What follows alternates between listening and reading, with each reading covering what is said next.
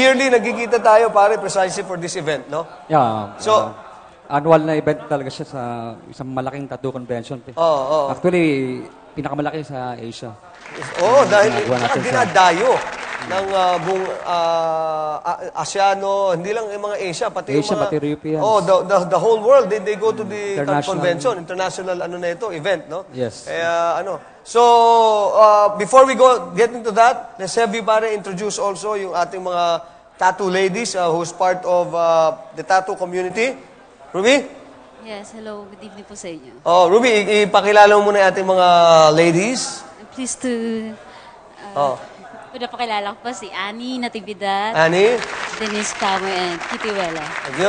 Thank you. Ang gaganda ng mga tattoo niyo. Mga tattooed models sila, and at the same time, para makatulong kami, together with Tattoo the World, ini-invite namin na yung mga tattooed models sumali dun sa Pin-Up Girls sa Dututan. Kasi yung registration, yung kikitain nung contest is may mapupuntahan, may matutulungan. Right. Yan yung tattoo with the service. Yes, natin. yes. Si Jay, tama? Jay, Yes, sir. Ikaw yung ang sa naman, Tattoo the World. I'm one of the representatives of Tattoo the World, Right. sir. So tell us about that. Founders. Ano yung organization na yan? Basically, gusto namin bumuo ng isang consciousness na yung mga tao, kasi di ba may stigma before sa mga taong may tattoo, na we want to prove that people with tattoos, nakakatulong din sila. So we have outreach programs.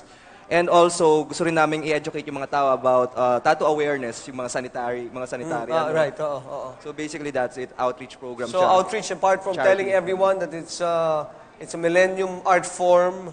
Yes. There's also a certain degree of helpfulness and public service attached to it, no? Very public good. service. Mga barkada natin, tattoo artists. Medyo...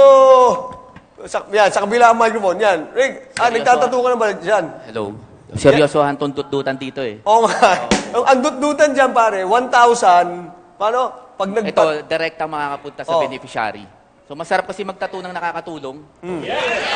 So, yung 1,000 na pag nagpatattoo ka, libre sa'yo. So, 1,000 Tapos 1,000, bibigay dun sa beneficiary. beneficiary. Oo.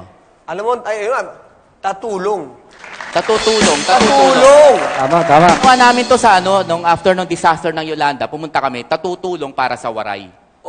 Galing ha? So, kasama ko siya, kasama siya sa medical group. Isa siya kasing nurse. Good.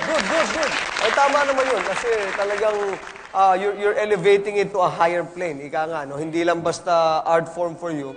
Merong kaakibat yan na pagtulong sa kapwa or di ba sa Hindi lang basta pagbigo ka sa pag-ibig, magpapatattoo ka. Mga ganun.